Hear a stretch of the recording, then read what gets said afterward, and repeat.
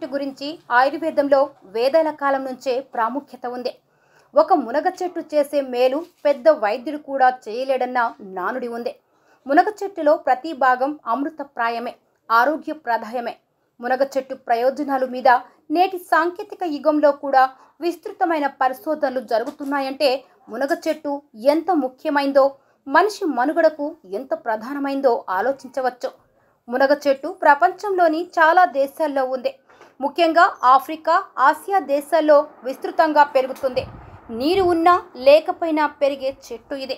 ఎటువంటి వాతావరణ పరిస్థితినైనా తట్టుకునే శక్తి దీనికి ఉంది.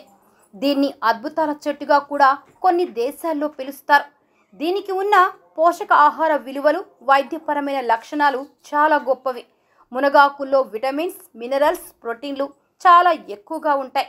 అందువల్లనే ఆహారం కొరతతో అల్లాడే దేశాలలో మునగ చెట్లు విపరీతంగా పెంచుతారు. అందుకని దీన్ని అమృతంగా కూడా భావిస్తారు.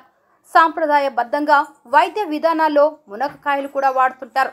రక్తపోటు అధికంగా ఉన్నవారు, మధుమేహ వ్యాధితో ఉన్నవారు, ఇతర లక్షణాలు ఉన్నవారు మునగాకుతో చేసిన కూరలు తింటే మంచిది. మునగ చెట్టు నేల కోతలను కూడా సమర్థవంతంగా అరికడుతుంది. మునగాకులను ఎండబెట్టి పొడి చేసి దానిని సలాడ్, సూప్, టీ పొడిగా వాడుతుంటారు. మునగ విత్తనాల నుంచి తీసిన నూనె సుగంధ సౌందర్య సాధనాలు మరియు వంటలు కూడా తయారీకి వాడుతుంటారు.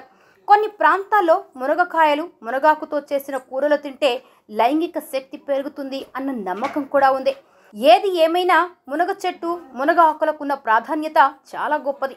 అందుకే ఇప్పటికీ మునగాకుల రహస్యాల మీద, మునగాకుల శక్తి మీద, దాని రోగ నివారణ లక్షణాల మీద పరిశోధనలు చేస్తున్నారు.